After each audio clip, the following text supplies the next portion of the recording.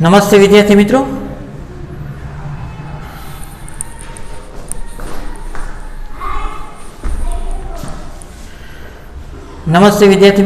ધોરણ 12 વિષય રસાયણ વિજ્ઞાન પ્રકરણ નંબર 4 આજના વિડિયો લેક્ચરની અંદર આપનું હાર્દિક સ્વાગત છે। આજે આપણે એક કોષ્ટક આપેલું છે અને રાસાયણિક પ્રક્રિયા આપેલી છે। કોષ્ટકની માહિતીને આધારે વેગ નિયમ તારવવાનો છે। વેગ નિયમ એ તો પ્રાયોગિક રાશિ છે। પ્રક્રિયાના વેગને પ્રક્રિયકની સાંદ્રતાના અનુસંધાનમાં રજૂઆત કરવી છે અને પ્રક્રિયાના વેગ નિયમ કહેવાય અથવા વેગ અભિવ્યક્તિ કહેવાય અથવા વેગ સમીકરણ કહેવાય। તો વેગ સમીકરણ લખું છું। વેગ સમીકરણ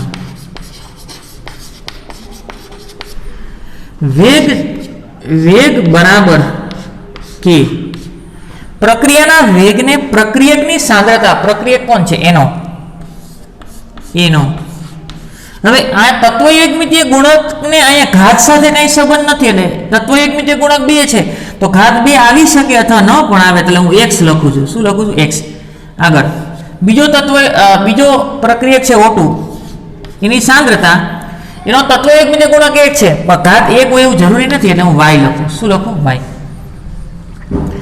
આગળ આ પ્રક્રિયાનો વેગ થયો। પ્રક્રિયાના વેગ છે એ પ્રક્રિયકની સાંદ્રતાના અનુસંધાનમાં રજૂઆત કર્યો। હવે આ માહિતી આપેલી છે। એનો માટેનો પ્રારંભિક સાંદ્રતા છે અને O2 માટેની પ્રારંભિક સાંદ્રતા છે અને NO2 ના ઉત્પાદન એટલે કે નિર્માણનો વેગ આપેલો છે। તો સરખામણી કરી પ્રયોગ 1 અને 2 માં O2 ની સાંદ્રતા અચળ રાખી અને NO ની સાંદ્રતા બમણી કરેલી છે। પ્રયોગ 1 અને 2 માં પ્રયોગ 1 અને 2 માં O2 ની સાંદ્રતા અચળ રાખી, O2 ની સાંદ્રતા અચળ રાખી દીધી જો, અને NO ની સાંદ્રતા બમણી કરેલી છે। NO ની સાંદ્રતા બમણી કરી 30 માંથી 60, સાંદ્રતા બમણી કરતા વેગ છે ને એ કેટલો થાય છે? જો બમણી કરી તો વેગ 4 ગણો થયો। અહીં 9 છે, 9 ને ધ્યાનમાં રાખીને આલું તો 9 ચોક 36 અને પાછળનો આંકડો એટલે 36 બદલે 38 લખેલા, 4 ગણી સાંદ્રતા થઈ, સોરી વેગ 4 ગણો થયો।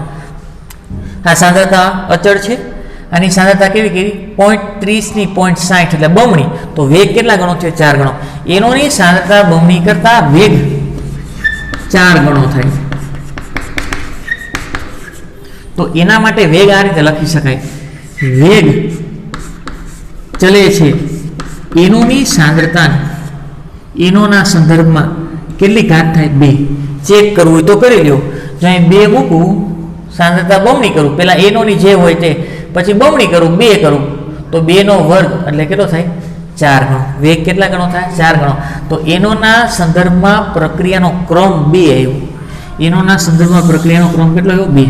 આગળ હવે આની સાંદ્રતા સરખી હોય ને એવો પ્રયોગ એક પસંદ કરું। હાલો, પ્રયોગ 2 અને 4, આ સાંદ્રતા સરખી છે, પ્રયોગ 2 અને 4 ની પસંદગી કરું, અથવા આની પણ પસંદગી કરી શકો। અહીં સાંદ્રતા સરખી છે, અહીં સાંદ્રતા કેવી કરી? બમણી, તો અહીં વેગ કેવો થયો? બમણો। તમે આ બંનેની પસંદગી કરી શકો, આની કરી શકો, અથવા હવે પ્રયોગ 2 અને 4 ની સરખામણી કરું, અહીં સાંદ્રતા સરખી છે, પ્રયોગ 2 અને 4 માં પ્રયોગ 2 અને 4 માં એનોની સાંદ્રતા અચળ રાખી, એનોની સાંદ્રતા અચળ રાખી, એનોની સાંદ્રતા અચળ રાખી અને O2 ની સાંદ્રતા 0.30 માંથી 0.60 કરી।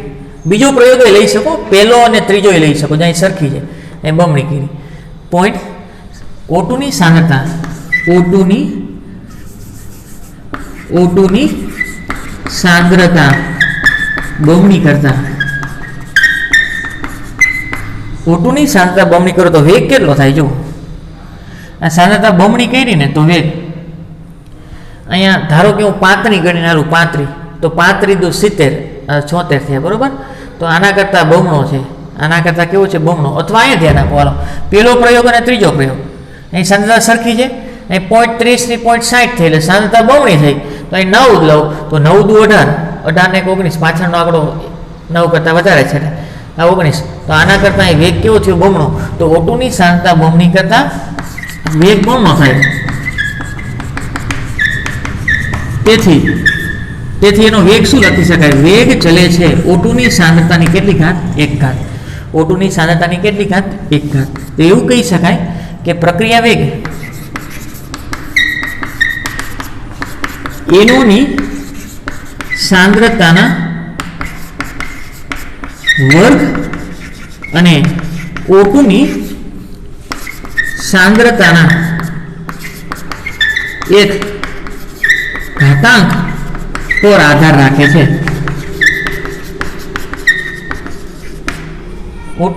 O2 ની સાંદ્રતાના 1 ઘાતાંક અને NO ની સાંદ્રતાના 2 વર્ગ પર આધાર રાખે. તો એના ઉપરથી વેગ સમીકરણ, વિકલનીય વેગ સમીકરણ લખવું છે. વિકલનીય અથવા વેગ સમીકરણ લખવું.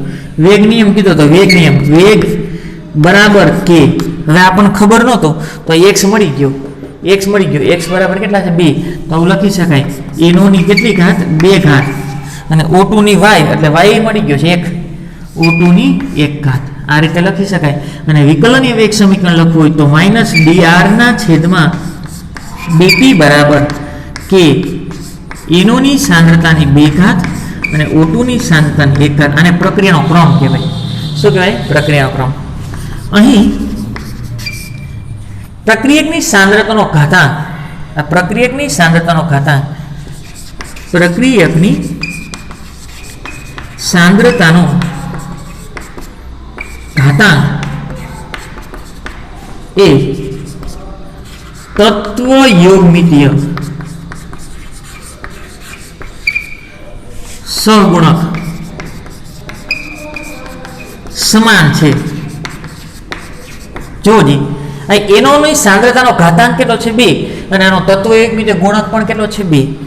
O2 ની સાંદ્રતાનો ઘાતાંક કેટલો છે? 1. અને એનો તત્વયોગમિતીય ગુણક પણ કેટલો છે? પણ દરેક પ્રક્રિયામાં આવું હોતું નથી. પરંતુ દરેક પ્રક્રિયામાં આવું હોતું નથી. દરેક પ્રક્રિયામાં આ સાંદ્રતાનો ઘાતાંક છે એને પ્રક્રિયાનો ક્રમ કહેવાય. દરેક પ્રક્રિયામાં સાંદ્રતાનો ઘાતાંક એ તત્વયોગમિતીય ગુણકને સમાન હોય એવું જરૂરી નથી. આ પ્રક્રિયામાં મળ્યો પ્રાયોગિક રીતે મળેલો છે. સ્ક્રીનશોટ પાડો. આગળ કોઈ પણ રાસાયણિક પ્રક્રિયાનો વેગ. હવે વેગ નિયમ છે એ પ્રાયોગિક રાશિ છે. વેગ નિયમ એ પ્રાયોગિક રાશિ છે. કોઈ દિવસ રાસાયણિક પ્રક્રિયાનું સંતુલન થયેલું સમીકરણ હોય ને એના ઉપરથી મળશે નહીં. કારણ કે તત્વયોગમિતીય ગુણક અને રાસાયણિક પ્રક્રિયા વેગમાં પ્રક્રિયકની સાંદ્રતાનો ઘાતાંક બે જુદા હોય. એટલે રાસાયણિક પ્રક્રિયાના વેગનું પ્રાકથન એટલે આગાહી કરવી હોય કોઈ પણ રાસાયણિક પ્રક્રિયા. ધારો કે આ રાસાયણિક પ્રક્રિયા છે, એના માટે વેગનું સમીકરણ મારે લખવું હોય તો આગાહી એમનેમ આ સમીકરણ સંતુલિત છે એને આધારે કરી શકાય નહીં. સમીકરણ પરથી કરી શકાય નહીં. યોગ્ય ઉદાહરણ આપો. એવું કે છે આના માટે મારે વેગ લખવો હોય, વેગ બરાબર k. આ પ્રક્રિયકની સાંદ્રતા, પ્રક્રિયાનો વેગ એ પ્રક્રિયકની સાંદ્રતા અને Cl2 ની સાંદ્રતા અહીં કેટલી ઘાત આવશે મને ખબર નથી. એટલે x અને y તો આગાહી કરી શકાતી નથી, કારણ કે પ્રાયોગિક રાશિ છે. અહીં આને કહેવાય વેગ નિયમ અથવા વેગ રજૂઆત અથવા વેગ વિકલનીય વેગ સમીકરણ. વેગ નિયમ, વેગ અભિવ્યક્તિ, વેગ રજૂઆત પ્રક્રિયાના વેગને પ્રક્રિયકની સાંદ્રતાના અનુસંધાનમાં રજૂઆત કર્યો, પણ એની સાંદ્રતાની ઘાતાંક કેટલી આવશે ખબર નહીં. કારણ કે રાસાયણિક પ્રક્રિયાનો વેગ નિયમ એ સૈદ્ધાંતિક નહીં પરંતુ પ્રાયોગિક રાશિ છે. પ્રયોગ દરમિયાન ખબર પડે. એટલે કહી શકાય કે સમીકરણ સંતુલિત છે. કાર્બન 1 ક્લોરીન 3 ને 2 5 તો 4 અને 5 સમીકરણ સંતુલિત છે. તો આનો 1 મોલ છે તો અહીં 1 ન લખી શકાય. અહીં 1 છે તો અહીં 1 ન લખી શકાય, કારણ કે આ ક્રમ અને આ ઘાતાંક બે જુદા હોય. ઘણી પ્રક્રિયાઓમાં પ્રક્રિયકના તત્વયોગમિતીય ગુણક અને સાંદ્રતા પદના ઘાતાંકના મૂલ્ય કેવા હોય? જુદા. અહીં એક છે તો એક ન લખી શકાય, પણ પ્રાયોગિક રીતે પુરાવા થયું છે કે અહીંયા એક ઘાત છે. કેટલી ઘાત છે? એક. અને આની કેટલી છે? 1/2. તો એવું કહે છે કેટલીક ઘણી પ્રક્રિયાઓમાં આના માટે એવું લખી શકાય CH3CH2 માટે સહગુણક અને પ્રક્રિયકની સાંદ્રતાનો ઘાતાંક 1 છે. આના માટે લખી શકાય. જો પ્રાયોગિક રીતે એવું છે એટલે તમને આવી પ્રક્રિયા આપેલી હોય, તમને કે વેગ નિયમનું સમીકરણ લખો તો નહીં, પણ ટેક્સ્ટબુક ના આવડતા હોવો જોઈએ. ટેક્સ્ટબુક ના આવડતા હોવો જોઈએ, એ સિવાયના તમને પૂછશે નહીં. તો આના માટે શું લખી છે? CH3 માટે સહગુણક અને આ સાંદ્રતા પદનો ઘાતાંક, સાંદ્રતાનો ઘાતાંક બરાબર 1 છે.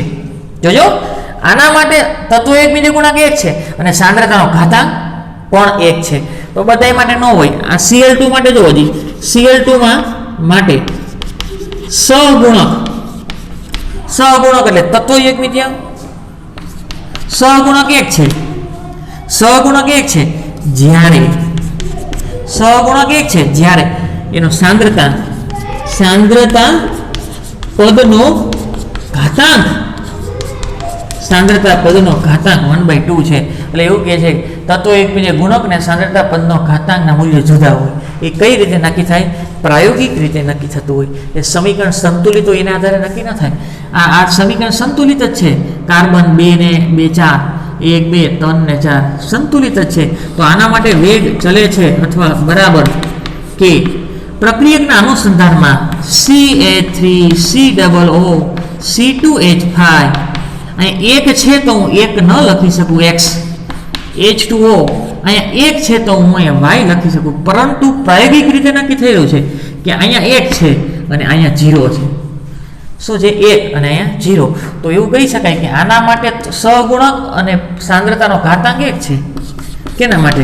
CH3COO C2H5 માટે સહગુણક અને સાંદ્રતા પદનો ઘાતાંક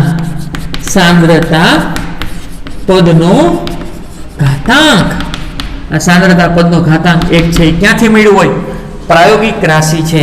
એ સમીકરણ સંતુલિત હોય એના આધારે ન લખી શકાય. મેં અહીંથી નથી લખેલું, અહીંથી નથી લખેલું. જો અહીંથી લખેલું હોય તો અહીં 1 છે, અહીં તો 0 છે. અને H2O માટે તત્વ એકબીજા ગુણક એટલે કે સહગુણક 1 છે જ્યારે સાંદ્રતા પદનો ઘાતાંક તો કેટલો છે? 0 છે. તો એવું કહી શકાય કે આ પ્રક્રિયાનો વેગ છે એનું આગાહી છે એ તમે સમીકરણ સંતુલિત કરીને ન કરી શકો. એ પ્રાયોગિક રાશિ છે, પ્રયોગ દરમિયાન જ ખબર પડે. સ્ક્રીનશોટ પાડો.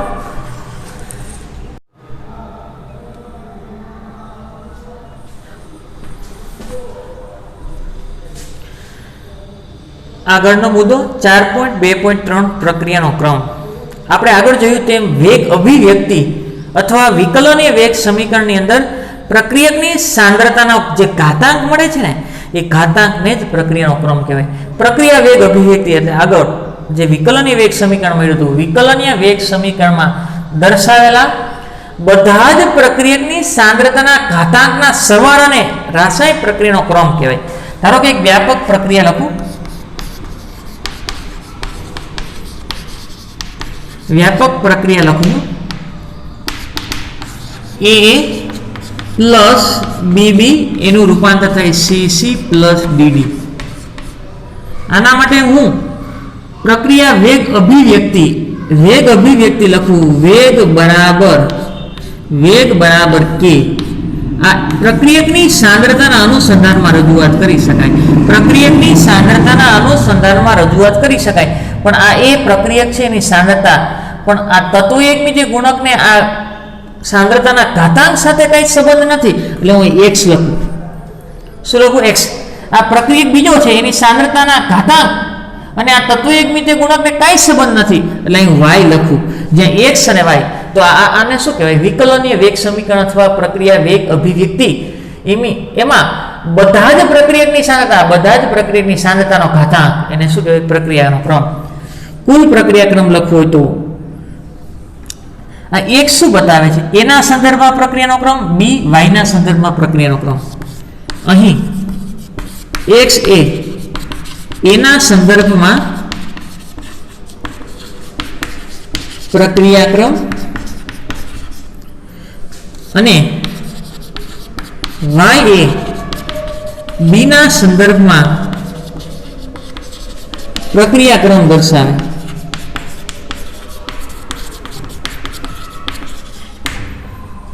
પ્રક્રિયા ક્રમ તત્વો એકમિતીય ગુણકને સમાન હોય અથવા ના પણ હોય એટલું યાદ રાખજો. કુલ પ્રક્રિયા ક્રમ લખવો છે. કુલ પ્રક્રિયા ક્રમ બેનો સરવાળો x + y બંનેના સરવાળા બરાબર હોય. આગળ અહીં x અને y છે એના મૂલ્ય અહીં x અને y ના મૂલ્ય એ કેના ઉપર આધાર રાખે? તો a અને b ની સાંદ્રતાના ફેરફાર કેટલા અંશે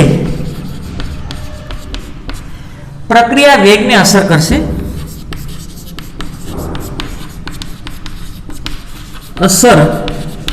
કરશે? તેના પર આધાર રાખે. એવું કે છે આ x કેટલું મળશે ને y કેટલું મળશે તો આને સાંદ્રતા ઉપર આધાર રાખે. તો એની સાંદ્રતા તમે બમણી કરો ને વેગ બમણો થઈ જતો હોય તો એ 2 ઘાત હોય. એની સાંદ્રતા બમણી કરતા જો વેગ બમણો થઈ જતો હોય તો આની 2 ઘાત હોય. પણ એની સાંદ્રતા બમણી કરતા એવું કે છે એની સાંદ્રતાના ફેરફાર કેટલા અંશે વેગ પર અસર કરશે. ધારો કે એની સાંદ્રતા હું બમણી કરું ને વેગ એટલો ને એટલો રહેતો હોય તો x ની કિંમત 0 થાય. x ની કિંમત કેટલી થાય? 0. ધારો કે આની સાંદ્રતા બમણી કરું અને આની અડધી કરું તો વેગ એટલો ને એટલો રહેતો હોય તો આના સંદર્ભમાં પ્રક્રિયાનો ક્રમ 2 થાય અને આના સંદર્ભમાં પ્રક્રિયાનો ક્રમ અડધો થાય. આની સાંદ્રતા બમણી કરતા વેગ બમણો થતો હોય ને આની સાંદ્રતા હું બમણી કરું તો વેગ અડધો થતો હોય તો આના સંદર્ભમાં પ્રક્રિયાનો ક્રમ 2 અને આના સંદર્ભમાં પ્રક્રિયાનો ક્રમ અડધો. એટલે કે સાંદ્રતાના ફેરફાર કરવાથી વેગ ઉપર શું અસર થાય એને આધારે x અને y નક્કી કરી શકાય. પ્રક્રિયા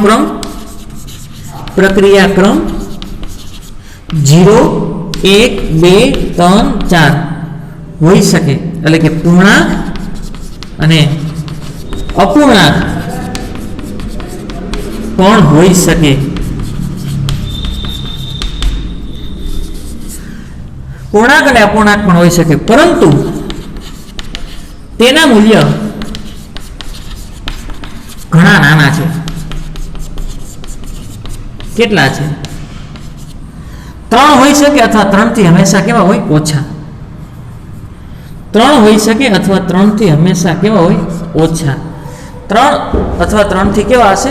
ઓછા હશે. આગળ ધારો કે કોઈ શૂન્ય ક્રમની પ્રક્રિયા હોય તો એનો અર્થ શું થાય? શૂન્ય ક્રમની પ્રક્રિયામાં પ્રક્રિયાનો વેગ પ્રારંભિક સાંદ્રતાથી સ્વતંત્ર હોય. પ્રક્રિયાનો વેગ એ પ્રક્રિયકની સાંદ્રતાથી કેવો હોય? સ્વતંત્ર. ધારો કે કોઈ શૂન્ય ક્રમની પ્રક્રિયા છે, ધ્યાન રાખજો. ધારો કે આ વેગ બરાબર k એની સાંદ્રતાની ધારો કે 2 ઘાત છે તો એનો પ્રક્રિયાનો ક્રમ કેટલો થયો? 2.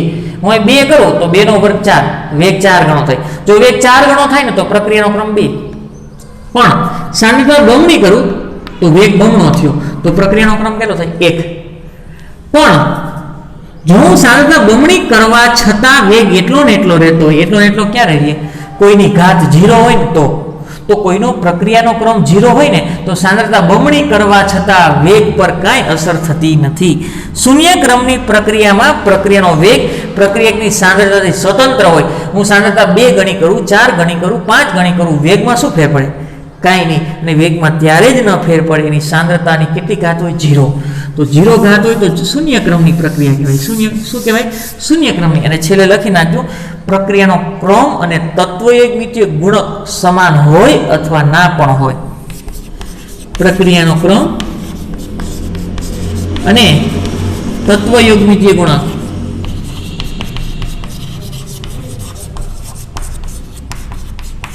સમાન હોય અથવા ના પણ હોય, સમાન હોય અથવા ના પણ હોય.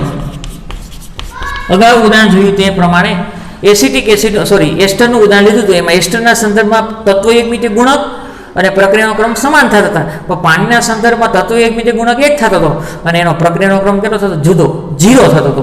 તો એનો અર્થ એવો, તમે પાણીની સાંદ્રતા વધારે રાખો ને તો વેગમાં કોઈ ફેર પડશે નહીં. આગળનો પ્રશ્ન છે, પ્રક્રિયા જેના માટે તબક્કા અથવા ક્રિયાવિધિને આધારે વર્ગીકૃત કરવાનું છે. એક પ્રાથમિક પ્રક્રિયાઓ અથવા એને પ્રારંભિક પ્રક્રિયા કહેવાય. જે પ્રક્રિયા એક જ તબક્કામાં થતી હોય એને પ્રારંભિક પ્રક્રિયા અથવા પ્રાથમિક પ્રક્રિયા કહેવાય. એના માટે પ્રક્રિયાનો ક્રમ અને તત્વ એકમિતીય ગુણક સરખા હોય. પરંતુ સંકીર્ણ પ્રક્રિયા અથવા જટિલ પ્રક્રિયા, જે પ્રક્રિયા એક કરતાં વધારે તબક્કામાં થતી હોય એવી પ્રક્રિયાને સંકીર્ણ પ્રક્રિયા અથવા જટિલ પ્રક્રિયા કહેવાય. એના માટે પ્રક્રિયાનો ક્રમ અને તત્વ એકમિતીય ગુણક જુદા હોય. તમને કોઈ એવું કહે કે આ પ્રક્રિયા પ્રારંભિક છે તો એના માટે વેગ નિયમ લખી શકાય. એના માટે વેગ નિયમ લખી શકાય. જો પ્રાથમિક પ્રક્રિયા એને બીજું શું કહેવાય? પ્રારંભિક પ્રક્રિયા. જે પ્રક્રિયાઓ એક જ તબક્કામાં પૂર્ણ થાય છે તેને શું કહેવાય? પ્રારંભિક પ્રક્રિયા. આવી પ્રક્રિયાઓ માટે પ્રક્રિયાનો ક્રમ અને તત્વ એકમિતીય ગુણક કેવા હોય? સમાન. ધારો કે હવે આ H2 પ્લસ I2 એ પ્રક્રિયા કરી અને HI બનાવે છે. શું બનાવે છે? HI. હવે આના માટે તમારે વેગ નિયમ લખવો છે.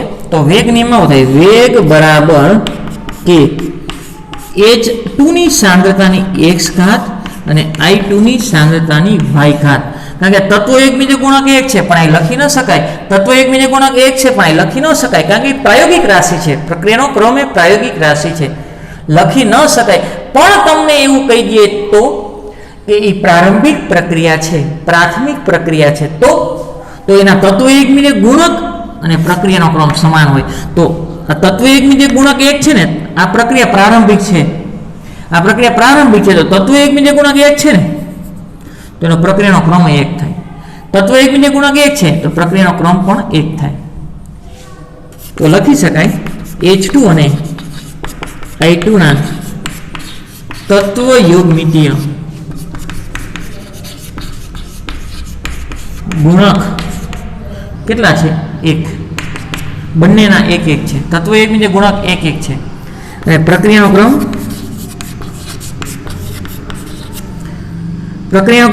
H2 ના સંદર્ભમાં 1 અને I2 ના સંદર્ભમાં એના સંદર્ભમાં પણ કેટલો છે? 1. પણ આવું ક્યારે લખી શકાય? તમને એમ કહી દે કે આ પ્રારંભિક પ્રક્રિયા છે તો ને તો તમે વેગ નિયમ લખી શકો. બાકી તો એ પ્રાયોગિક રાશિ છે, એ સિવાયના તમને ઉદાહરણ પૂછી શકશે નહીં. સંકીર્ણ પ્રક્રિયા, જે પ્રક્રિયાઓ એક કરતાં વધારે તબક્કાઓમાં રચાતી હોય અને નિપજ આપે તો તેમને શું કહેવાય? સંકીર્ણ પ્રક્રિયા. આવી પ્રક્રિયાનો સંકીર્ણ હોય છે અને તેના તબક્કાઓને ક્રિયાવિધિ પણ કહે છે. આવી પ્રક્રિયા સંકીર્ણ હોય એટલે ઘણી બધા તબક્કાઓમાંથી પસાર થતી હોય અને એની ક્રિયાવિધિ પણ હોય. ક્રમિક પ્રક્રિયા, દાખલા તરીકે ઇથેન છે, ઇથેન આ CH3 અને CH3 જેનું ઓક્સિડેશન કરવામાં આવે ને, ઓક્સિડેશન, તો એ સૌ પ્રથમ આલ્કોહોલમાં રૂપાંતર થાય. તો આવું થાય CH3CH2OH, આલ્કોહોલમાં રૂપાંતર થાય છે. આગળ એનું ફર્ધર એટલે ફરીથી ઓક્સિડેશન કરવામાં આવે તો આલ્ડીહાઇડમાં રૂપાંતર થાય. શેમાં થાય? ઓક્સિડેશન કરું તો આલ્ડીહાઇડ CH3 અને CHO, અહીંથી એક હાઇડ્રોજન ને એક અહીંથી હાઇડ્રોજન દૂર થાય, આલ્ડીહાઇડમાં રૂપાંતર થાય. એનું ફરીથી જો ઓક્સિડેશન કરવામાં આવે તો કાર્બોક્સિલિક એસિડ બને. એનું ફરીથી ઓક્સિડેશન કરવામાં આવે તો અહીંથી H નું રૂપાંતર OH માં થાય એટલે કાર્બોક્સિલિક એસિડ મળે, CH3COOH. અને CH3COOH નું જો ઓક્સિડેશન કરવામાં આવે તો કાર્બન ડાયોક્સાઇડ અને પાણી મળશે. શું મળશે? Carbon dioxide CO2 plus H2O મળે. શું મળે? CO2 plus H2O. કાર્બન 2 છે તો એ 2 લખી નાખું અને હાઇડ્રોજન 4 છે તો 2 મોલ પાણી લખી નાખું. હાઇડ્રોજન ઓક્સિજન બેલેન્સ કરવાની જરૂર નથી. ક્રમિક ઇથેનનું ઓક્સિડેશન કરો તો CO2 મળે છે અને પાણી મળે છે, પણ એ ઘણા બધા તબક્કાઓમાંથી પસાર થાય છે.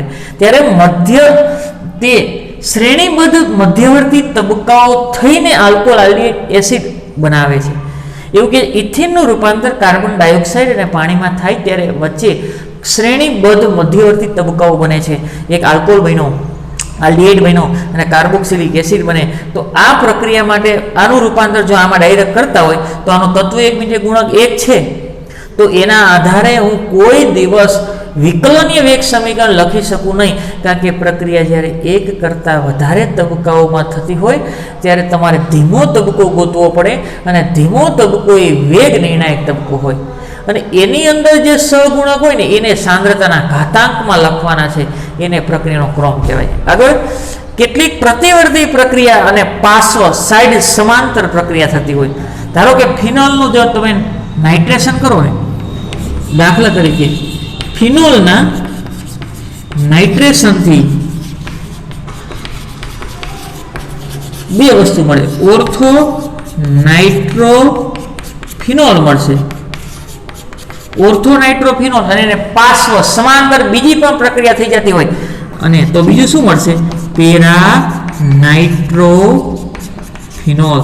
ઓર્થો નાઇટ્રોફિનોલ અને પેરા નાઇટ્રોફિનોલ મળશે. સ્ક્રીનશોટ પાડો. આગળ કોયડો 4.3 પ્રક્રિયાઓ જેની વેગ અભિવ્યક્તિ આપેલી છે. હવે તમને આવું આપેલું હશે અને તમને પૂછે કે પ્રક્રિયાનો એકંદરે પ્રક્રિયા ક્રમ લખો, તો આના માટે પ્રક્રિયા ક્રમ લખો તો એક પ્રક્રિયા લખ નાખો. વેગ બરાબર કે એની x ઘાત અને b ની y ઘાત. તો કુલ પ્રક્રિયા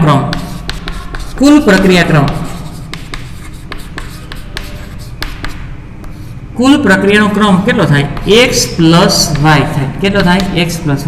તો x બરાબર કેટલા?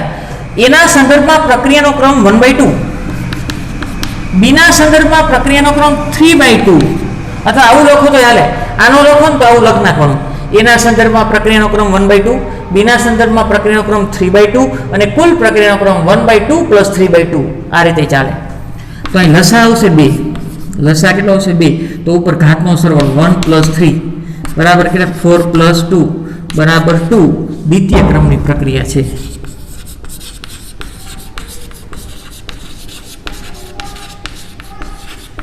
કયા ક્રમની પ્રક્રિયા છે? દ્વિતીય ક્રમની પ્રક્રિયા છે.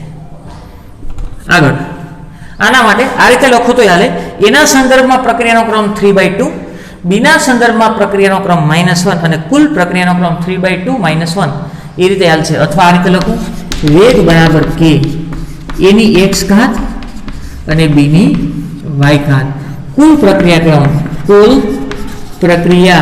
ક્રમ. તો વેગ અભિવ્યક્તિમાં આ સાંદ્રતા છે a અને b, અને કાઉન્સ શું છે? સાંદ્રતા. એનો ઘાતાંકનો સરવાળો x પ્લસ y. તો x તરીકે શું છે? 3/2 અને y તરીકે શું છે? -1. તો લસા આવશે 2. તો અહીં 2 વડે ગુણી નાખો. 3 - 2 એટલે કેટલા થશે? 1/2. અર્ધ પ્રક્રિયાનો ક્રમ થયો.